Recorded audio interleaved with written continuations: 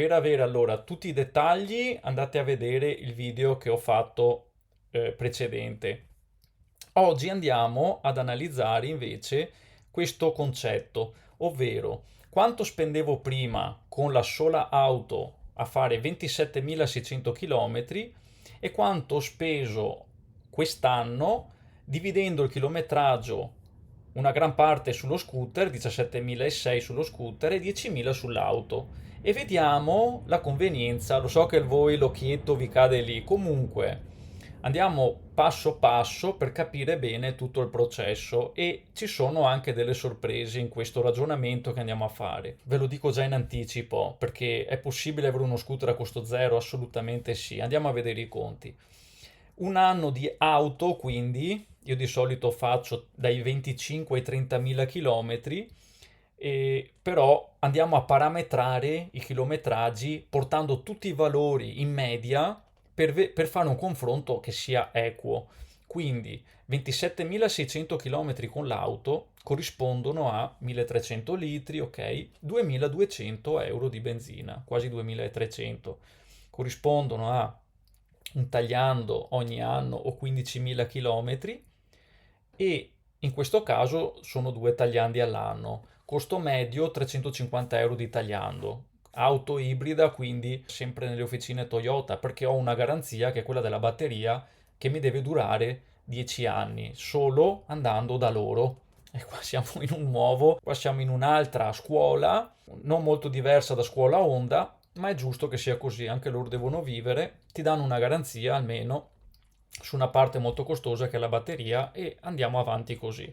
Quindi vi sto dando anche i costi ufficiali, non i costi di Pinco Pallino X che da me sono così e da voi sono diversi. Insomma, sono così grosso modo in tutte le officine. Ci sono dei tagliandi che sono più costosi, a 80-90 mila mi sembra c'è un tagliando costoso di 600 euro, poi c'è tagliando da 240 euro, comunque grosso modo sono a 350 euro di media, poco più, poco meno. Facendo due tagliandi sono a 700 euro con questo chilometraggio. Consumo delle gomme 500 euro, considero il treno classico, un mio 4 stagioni molto buono e considero in questo conteggio anche le inversioni che sono due che faccio in un anno.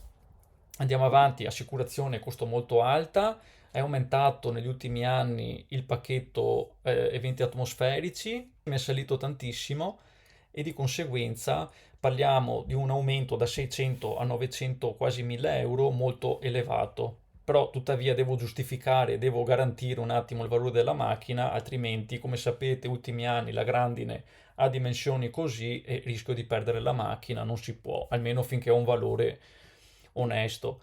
Il bollo ha un buon prezzo, siamo a 200 euro, la parte ibrida non viene conteggiata nel costo del bollo, revisione non fatta quest'anno, stessa cosa per lo scooter anche per la macchina, con un costo di svalutazione per quasi 30.000 km all'anno siamo attorno ai 2.000 euro. Un buon chilometraggio che va a superare di molto la media di 15.000 km e di conseguenza svalutazione, come vi dicevo nel video precedente, vanno tenuti in considerazione perché è una parte di valore che se ne va e non torna più, che non dipende da noi, o meglio, non abbiamo controllo e rientra nei costi fissi. Quindi costo fisso questo più questo e costi variabili questo più questo.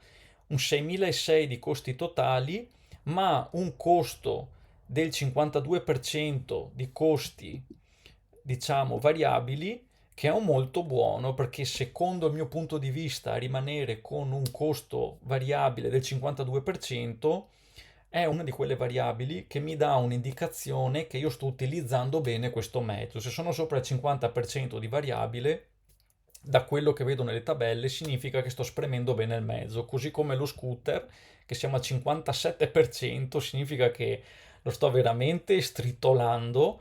Auto ugualmente la sto utilizzando per quello che è stata acquistata con un costo di 24 centesimi al chilometro, 24 euro per 100 chilometri e 555 costo medio mensile. Insomma, come la rata di un mutuo di una casa. Perfetto, molto bene. Andiamo avanti adesso a verificare E come è cambiata la situazione? Sono passato quindi da possedere un'auto e percorrerci quasi 30.000 km a fare uno split e mantenendo l'auto aggiungendo uno scooter. Con lo scooter ho portato gran parte del chilometraggio, 17.600 km, con l'auto in realtà sono arrivato a 9.000 km, ma io la riporto a 10 per stare in linea con fare un confronto equo, ovviamente parametrando tutti gli altri valori e riportandoli per 10.000 km, facendo una media anche di quelli. Ne esce che siamo a un consumo medio macchina più alto rispetto ai 22 km al litro, passo a 20 perché quest'auto che è ibrida viene utilizzata fondamentalmente nel periodo invernale, quando fa freddo e quando la macchina consuma di più, perché sapete che un'ibrida rende meglio quando fa caldo e rende meno quando fa freddo. Questa resa viene appunto ha un impatto anche sui consumi, che mi consuma leggermente di più. Infatti, quando la percorro, quando la utilizzavo tutto l'anno, andavo con una media di 24 estivi e una 20 invernali.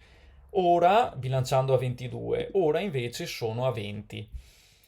Stessa cosa per i tagliandi che avendo un chilometraggio inferiore ai 15.000 che sono richiesti per il tagliando, posso chiedere un tagliando ridotto e anche qui a volte hai un piccolo risparmio, vengono sottratti alcuni piccoli lavori, utilizzandola meno posso togliere alcuni lavori opzionali che qui decido di includere per mantenerli in buono stato, che qui posso decidere di escluderli e questo influisce leggermente sul prezzo. Non taglio 50 euro, ne togliamo 40, ma ho un leggero risparmio sul tagliando. Le gomme che si consumano molto meno, ovviamente, e c'è solo una inversione nel conteggio, bollo e assicurazione che rimangono stesso prezzo e svalutazione che cala di un buon 25%. Chilometraggio è fondamentale, siamo a meno di metà di quello che facevo prima e questo mi dà un piccolo aiuto per un totale di 4.000. Cosa accade quindi quest'anno rispetto agli anni passati? Anni passati con una sola auto 6.600 euro di costo, quest'anno, ultimo anno, 4.000 utilizzando l'auto con 10.000 km e 2.000 utilizzando lo scooter per 17 mi esce un 6.100. 6.600 meno 6.100 mi dà 500 euro di risparmio. Alla domanda quindi scooter a costo zero, diciamo che a fronte di questi dati non solo è a costo zero, ma risparmio 500 euro all'anno, che conteggiando se lo scooter mi dura parecchi anni, vado anche a ripagarmi quasi in gran parte il valore di questo scooter usato, perché con un ritmo di 500 euro all'anno circa, più o meno, fai poco più, poco meno, poi vedremo perché anche di più di 500, con altri costi che non ho considerato, andiamo veramente a coprire anche il costo di quasi di acquisto e questo credo che sia un risultato molto importante che molti dovrebbero valutare quando percorrono tanti chilometri con la macchina e hanno una macchina che ha un valore residuo discreto, diciamo. Allora ti puoi permettere di fare queste cose qui. Quindi non è per tutti, non è per tutti. Io consiglio di farvi i vostri conti. Se a qualcuno fa piacere, posso anche condividere la tabella. Posso organizzarvela con gli spazi vuoti e voi ve lo organizzate e iniziate a tenere conteggio per chi ha tutta la pazienza. Non è per tutti neanche questo. E per chi è pignolo anche, pignolazzo, come un famoso youtuber che apprezzo molto, non ricordo il nome, ma quello è veramente bravo. Va bene, andiamo a vedere che cosa ho escluso, i passaggi di proprietà, l'immatricolazione, perché mi vanno a confondere i conti. Non volevo interferire troppo con spese che accadono un anno solo e poi non succede più. Parcheggi. Con lo scooter non ho pagato nessun parcheggio, a differenza dell'auto, quando avevo solo l'auto, che di parcheggi ne ho pagati nel corso dell'anno. Con lo scooter hai gli stalli gratuiti e quindi sei fuori da questi problemi. Possiamo dire 50 euro, mettiamo 50 euro nel conteggio, bene, andiamo a 550 euro di risparmio. Anche questo, le ZTL, diciamo che con lo scooter le svincoli un po' meglio rispetto alla macchina, solo perché riesci a intrufolarti meglio nei centri cittadini. Lavaggio con lo scooter, in mezz'ora ti lavi lo scooter, con pochi euro anche con la lancia te lo lavi e l'asciughi, con la macchina non sono 30 minuti, è un'ora barra due, hai l'esterno e l'interno, a volte non ho tempo, la porto a lavare e sono 15 euro di lavaggio se tutto va bene e tra l'altro non te la lavano neanche come si deve. Discorso finanziamenti ho evitato, ma dopo ne parliamo. Non ho conteggiato i guasti, che non ce ne sono stati in entrambi i casi. Ricambi, c'è stato un ricambio in garanzia, che quindi va bene, è stato bene. Le multe, che probabilmente è più facile prendere con le macchine, perché vai a una velocità superiore, con un 125 sei comunque relegato ai limiti cittadini, barra extraurbani, ma lo scooter non ha tanta potenza. Vantaggi, svantaggi. Rapidità negli spostamenti, con cui svincoli il traffico e salti le code per andare al mare o per andare in montagna, quindi è godibilissimo nel viaggio di piacere. Rapidità spostamenti, anche il semplice fatto di parcheggiare con lo scooter davanti al supermercato, è capitato anche all'ospedale di parcheggiare davanti all'ospedale per andare a trovare delle persone, cosa che con la macchina devi girare intorno ore, con lo scooter sei lì davanti. Riduzione di emissioni, ma questo è un discorso un po' marginale. Esposizione atmosferica, questo è un difetto dello scooter subisce molto l'esposizione, se voi siete gente con reumatismi, insomma cose così, è sconsigliabile questa soluzione perché comunque gli spifferi d'aria ce li hai, quando è la mezza stagione se non ti vesti bene sei più esposto, se ti arriva il diluvio ti devi mettere l'impermeabile, magari io non mi sono mai bagnato, non ho mai avuto questa. Se ti sai organizzare bene, ti sai anche riparare bene e non subisci troppo gli eventi atmosferici. Però anche questo fa parte di un costo accessorio che dovresti prevedere che con la macchina non serve.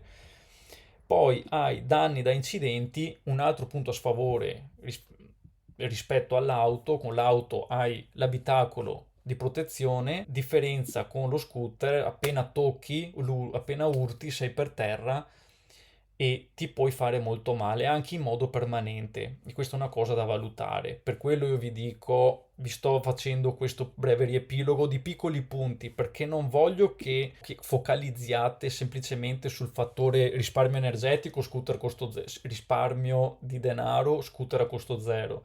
Ci sono anche dei punti importanti che ruotano attorno al viaggiare in strada, che sono anche quelli della sicurezza e della salute. Fare un incidente con lo scooter grave significa rovinarsi la vita per aver risparmiato cosa? Questi 500 euro, avere lo scooter a costo zero? Anche no. Quindi siate consapevoli che una scelta di questo tipo comporta avere un risparmio o avere una cosa in più a costo zero, ma vi porta anche a dei rischi nuovi che sono da considerare. Quindi bisogna avere una mentalità aperta a un nuovo mezzo, a un nuovo stile di guida, a nuovo tipo di pericoli e bisogna sapersi anche adattare. Niente di incredibile, ovviamente non stiamo parlando di moto ma di uno scooter, ma sono cose da includere nei ragionamenti finali. E poi ultimo punto, divertimento. Divertimento che io vi posso garantire quello che dà un piccolo mezzo da poche migliaia di euro che è enormemente superiore di un'auto, dà un valore molto più elevato, qui assapori il riposo di un salotto, ma qui assapori la libertà. E quindi sono due cose completamente differenti che mi hanno fatto apprezzare da un lato, magari quando sarò più avanti con gli anni, la tranquillità di avere un'auto, ma oggi che io sono un po' avventuroso, un po' anche viaggiatore, mi piace muovermi con la moglie, andare in giro e vivere un po' la vita, l'Honda, questo scooter, aver aggiunto uno scooter mi ha radicalmente cambiato modo di vedere le cose. Non per niente sono arrivato perfino al punto di aprire un canale per parlarvi di quante cose belle si possono fare e come vedete non ci sono limiti a quello che uno scooter può dare. Io sono una persona che mai avrebbe pensato di aprire un canale su YouTube, è l'ultima cosa che mi sarebbe passata per la testa, ma la sensazione che ti dà uno scooter è talmente grande e forte che sono stato spinto contro la mia volontà di aprire un canale, perché la voglia di comunicarvi a voi tutte queste cose ha superato il mio blocco anche di parlare a una telecamera. Quindi su questo punto davvero c'è da dire tanto e scrivere tanto. È un punto enorme, anche se l'ho messo per ultimo, ma che fa riflettere su tutta questa storia. Se poi alla fine ti fa anche risparmiare, quindi fai tutte le cose con prudenza, ecco che hai fatto bingo. In ogni caso, mai dire l'ultima parola, hai sempre attenzione quando siamo per strada, perché è pericoloso come andare in guerra, io lo dico sempre, però dai, insomma, cerchiamo di impegnarci. Unica cosa, quando io arrivo a portare tanti chilometri sullo scooter e pochi sulla macchina, vedete che il costo di percorrenza aumenta drasticamente e va quasi a raddoppiare rispetto a utilizzare la macchina tanto. Questo mi alza radicalmente anche il costo medio mensile perché ho capito che vado a risparmiare, ma l'auto diventa quasi superflua. Ho un'auto che guido per 9-10 mila km all'anno, è molto poco, e quindi sono in territorio auto a noleggio, perché le auto a noleggio offrono contratti da 10.000 km all'anno, 10-15.000, e offrono costo tutto incluso attorno quasi a queste cifre qua. E quindi mi sorge adesso la domanda: ora che ho inserito questo scooter, va bene passare una macchina a noleggio? Ha ancora senso tenere una macchina di proprietà? E questa è una domanda che andremo a sciogliere, andremo a sviluppare, andremo a trovare una risposta nel prossimo video. Quindi iscrivetevi, rimanete collegati e andiamo a scoprire un'altra parte di conteggi,